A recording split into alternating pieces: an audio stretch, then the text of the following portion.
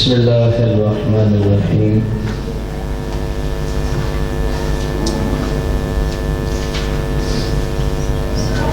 مولاي صل وسلم دائما ابدا على حبيبك خير الخلق كلهم۔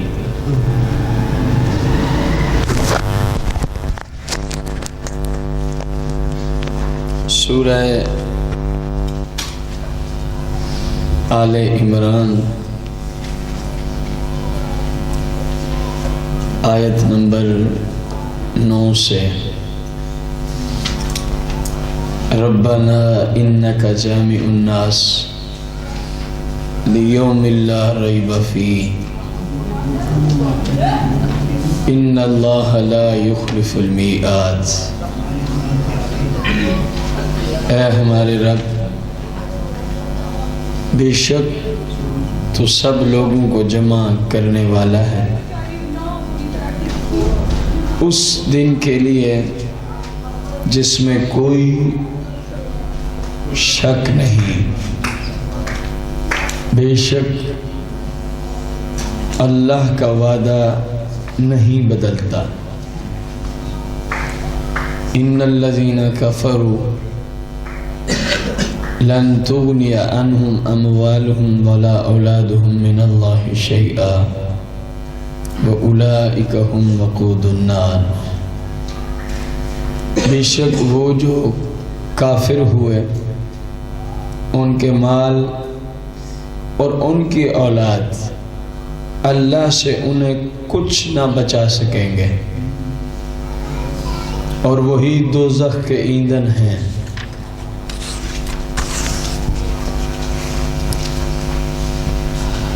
كدأب آل فرعون والذين من قبلهم كذبوا بآياتنا فأخذهم الله بذنوبهم والله شديد العقاب۔ جیسے فرعون والوں اور ان سے اگلوں کا طریقہ، انہوں نے ہماری آیتیں جھٹلائیں تو اللہ نے ان کے گناہوں پر ان کو پکڑا اور اللہ کا عذاب سخت ہے۔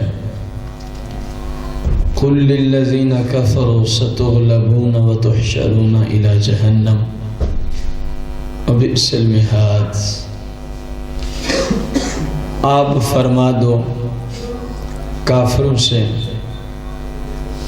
کوئی دم جاتا ہے کہ تم مغلوب ہوگے اور دوزخ کی طرف ہانکے جاؤ گے اور وہ بہت ہی برا بچھونا ہے۔ قد کان لکم آیہ فی فئتین التقطا فئۃ تقاتل فی سبیل اللہ واخری کافرۃ یرونہم مثلیہم رأی العین واللہ یؤید بنصرہ من یشاء ان فی ذلک لعبرۃ لأولی الابصار۔ بے شک تمہارے لیے نشانی تھی دو گروہوں میں جو آپس میں لڑ پڑے، ایک جتھا اللہ کی راہ میں لڑتا اور دوسرا کافر کے انہیں آنکھوں دیکھا اپنے سے دو گنا سمجھیں، اور اللہ اپنی مدد سے زور دیتا ہے جسے چاہتا ہے۔ بے شک اس میں عقل مند کے لیے ضرور دیکھ کر سیکھنا ہے۔ زین للناس حب الشہوات من النساء والبنین والقناطیر المقنطرہ من الذهب والفضة والخيل المسومة والأنعام والحرث ذلك متاع الحياة الدنيا والله عنده حسن المآب۔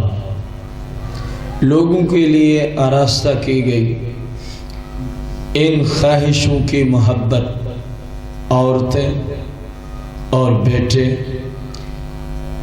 اور تلے اوپر سونے چاندی کے ڈھیر، نیچے اوپر سونے چاندی کے ڈھیر، اور نشان کیے ہوئے گھوڑے اور چوپائے اور کھیتی، یہ جیتی دنیا کی پونجی ہے، اور اللہ ہے جس کے پاس اچھا ٹھکانہ ہے۔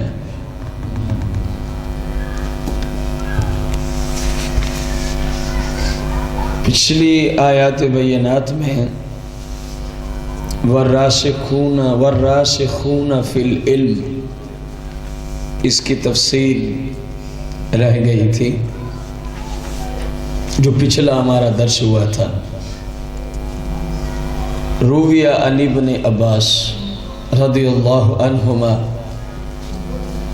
انہ کان یقول فی هذه الآیہ انا من الراسخین فی العلم۔ اب بات چل رہی تھی کہ قرآن پاک میں کچھ محکم آیات بینات ہیں جن کا معنی اور مطلب صاف ہے، اور کچھ آیات بینات متشابہات کے قبیلے سے ہیں جن کا معنی واضح نہیں ہوتا۔ اس کی حقیقت کو صرف وہی جانتا ہے جس کا یہ کلام ہے، یعنی اللہ۔ اور دوسرا، اس کی حقیقت کو والراسخون فی العلم کون جانتے ہیں؟ والراسخون فی العلم جانتے ہیں۔ اب ہم نے دیکھنا ہے کہ اس سے مراد کون ہے۔ اس کی پہلی تفسیر میں سیدنا عبداللہ بن عباس رضی اللہ تعالی عنہما نے فرمایا انہ کان یقول فی هذه الآیہ۔ آپ اس آیت مبارکہ کے بارے میں ارشاد فرمایا کرتے تھے انا من الراسخین فی العلم، کہ یہ جو آیا نا کہ ان آیات کو راسخین فی العلم جانتے ہیں، فرمایا اللہ کا کرم ہے کہ میں بھی راسخین فی العلم میں سے ہوں۔ عبداللہ بن عباس فرماتے ہیں میں بھی وراسخون فی العلم میں ہوں، مجھے ان آیات کا معنی اور مطلب مفہوم پتہ ہے۔ اور عبداللہ بن عباس ہیں کون؟ رسول اللہ کے غلام، رسول اللہ کے معلوم ہوا جب غلاموں کو پتہ ہے تو آقا سرور دو جہاں کو بھی پتہ ہوگا۔ اسی طرح حضرت سیدنا مجاہد فرماتے ہیں کہ میں بھی راسخون فی العلم میں ہوں، مجھے بھی پتہ ہے ان آیات بینات کا معنی۔ تو معلوم ہوا جو اللہ کریم نے جس کو علم کے اندر وافر حصہ عطا فرمایا ہے وہ والراسخون فی العلم میں شامل ہے، خواہ وہ سیدنا ابو بکر صدیق کی ذات ہوں، خواہ وہ سیدنا عمر بن خطاب کی ذات ہوں، خواہ وہ سیدنا عثمان بن عفان، سیدنا علی بن ابی طالب رضی اللہ عنہم اجمعین، یا باقی جو صحابہ میں علم کی دنیا میں مشہور ہیں، عبداللہ بن عباس، عبداللہ بن عمر، عبداللہ بن مسعود، اسی طرح سیدنا حسن بصری، حضرت اکرمہ، حضرت مجاہد، سفیان ثوری، حضرت سیدنا امام اعظم ابو حنیفہ محمد نعمان بن، سیدنا امام مالک، سیدنا امام شافعی محمد بن ادریس، سیدنا امام احمد بن حنبل، سیدنا الشیخ عبد القادر جیلانی، سیدنا حضور داتا گنج بخش رضی اللہ عنہ، اس طرح کے علماء والراسخون فی العلم ہے۔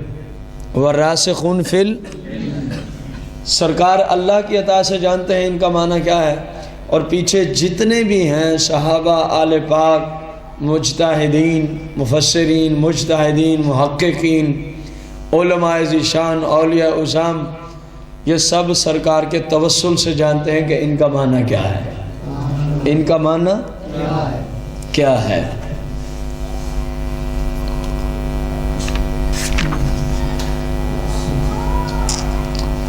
ربنا انکا جامع الناس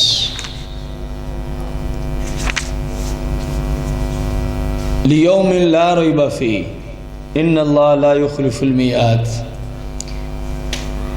جس دن ہم سب کو جمع کرنا ہے مالک نے، اس سے مراد قیامت کا دن ہے۔ کون سا دن ہے؟ قیامت کا دن ہے اور اس کے وقوع میں جو شک کرے وہ کافر ہے. جو کہے قیامت کا دن قائم نہیں ہوگا وہ دائرہ اسلام سے خارج ہے. آیت نمبر 10 کے تحت ان الذین کفروا لن تغنی عنہم اموالہم ولا اولادہم من اللہ شیئا. لن تنفع، کسی بھی کافر کا مال یا اس کی وہ اولاد جو خود کافر ہے، جو خود کیا ہے؟ کافر ہے. یا اولاد تو مسلمان ہے لیکن والدین کیا ہیں؟ کافر ہیں. تو اس جگہ اس آیت کریمہ میں یہ بتایا جا رہا ہے کہ کسی بھی کافر کو اس کی اولاد اور اس کا مال اللہ کے عذاب سے نہیں بچا سکتا. اللہ کے عذاب سے نہیں بچا سکتا کسی صورت. شیء، ذرا برابر بھی، دھاگے برابر بھی. کس کو اللہ کے عذاب سے نہیں بچا سکتے؟ اب غور کریں، اللہ کریم نے یہاں کسی کی وجہ سے کسی کو عذاب سے چھٹکارا نہیں ملے گا، کن لوگوں کی بات کی ہے؟ اور کسی کی وجہ سے کسی کو عذاب سے چھٹکارا ملے، اسی کا نام شفاعت ہے. اسی کا نام کیا ہے؟ تو یہاں کسی کی وجہ سے کسی کے عذاب کسی صورت نہیں ٹلے گا. اللہ کریم نے شرط کیا لگائی؟ ان الذین. معلوم ہوا یہ جو شفاعت ہے یہ کافروں کے حق میں نہیں ہوگی. کن کے حق میں نہیں ہوگی؟ جس طرح کہ اس کا قرآن مجید میں کئی مقامات پر ذکر ہے کہ کافروں کے حق میں کسی صورت شفاعت قبول، ہاں مومن کے حق میں شفاعت قبول ہوگی. مومن کے حق میں شفاعت دیکھیں نا، اللہ کریم نے ارشاد فرمایا ہے من ذا الذی یشفع عندہ، کس کی مجال ہے کہ اللہ کی بارگاہ میں شفاعت کرے؟ قرآن ہے نا، یہ آیت الکرسی میں ہے 3 پارے میں. من ذا الذی یشفع عندہ، کس کی مجال ہے کہ وہ اللہ کی جناب میں کیا کرے؟ غور سے سنیں، فرمایا الا باذنہ، الا باذنہ. ہاں جس کو اللہ اجازت دے گا وہ شفاعت کرے گا. معلوم ہوا کوئی تو ہے نا جس کو شفاعت کی اجازت ہوگی. الا باذنہ نے جو بتا دیا. جس طرح وما ارسلناک، پھر آگے نہ جائیں تو معنی کس طرح پورا ہوگا؟ ہم نے آپ کو بھیجا ہی نہیں ہے، حالانکہ آپ تو تشریف لا چکے ہیں، حالانکہ آپ تو کائنات میں ظاہری طور پہ تشریف. تو اللہ نے بتایا الا رحمت للعالمین، آئے ضرور ہیں لیکن پورے جہانوں کے لیے سراپے رحمت بن کے تشریف لائے ہیں. تو اسی طرح یہاں بھی بتایا من ذا الذی یشفع عندہ، کس کی مجال ہے، کون ہے جو اللہ کی جناب میں کیا کرے؟ فرمایا ہاں اس طرح کوئی نہیں کرے گا الا باذنہ، کچھ کو ہم اجازت دیں گے وہ سب کی شفاعت کر دیں گے. وہ سب کی کیا کر دیں گے؟ تو کم از کم جو شفاعت کے منکر ہیں ان سے پوچھا جائے الا باذنہ سے آپ کی مراد کون ہے؟ کائنات میں اللہ کے بعد سب سے زیادہ شان کی مالک تو رسول اللہ صلی اللہ علیہ وسلم کی ذات مبارکہ ہے. کم از کم رسول اللہ کو تو مانو نا، مطلقاً تو نہ کہو نا شفاعت ہے ہی نہیں. قرآن کہہ رہا ہے، تم کہہ رہے ہو نہیں ہے، تو قرآن کا منکر ہوا کہ نہ ہوا؟ قرآن کہہ رہا ہے اقیم الصلاۃ، نماز ہے، مسلمان پر نماز فرض ہے. ایک بندہ کہ نہیں نماز ہے ہی نہیں، وہ کافر ہے کہ نہیں ہے؟ قرآن کہہ رہا ہے من ذا الذی یشفع عندہ، کون ہے جو شفاعت کرے؟ الا باذنہ، ہاں جس کو اللہ اجازت دے گا وہ شفاعت کرے گا. وہ شفاعت قرآن کہہ رہا ہے شفاعت ہے. قرآن کیا کہہ رہا ہے؟ شفاعت ہے. اور ایک بندہ کہ شفاعت نہیں ہے، جس طرح ایک بندے نے کہا نماز نہیں ہے، قرآن نے کہا ہے. قرآن نے کہا ایک قرآن کہہ رہا ہے وآتوا الزکاۃ، زکوٰۃ فرض ہے. اور ایک گروہ کہتا ہے زکوٰۃ فرض، ایک پورا گروہ ہے جن کے ہاں زکوٰۃ شرعاً فرض نہیں ہے۔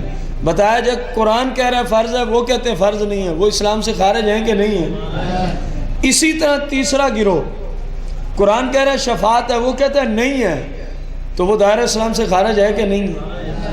تو پورے قرآن میں ایک اصول ہے، جہاں شفاعت کی نفی ہے وہ کافروں کے لیے ہے، اور جہاں شفاعت کا اثبات ہے کہ شفاعت ہوگی وہ الحمدللہ سرکار کے غلاموں یعنی اہل سنت کے لیے ہوگی۔ اور آگے اللہ کریم نے فرمایا کہ جہنم کا ایندھن یہی کافر ہے۔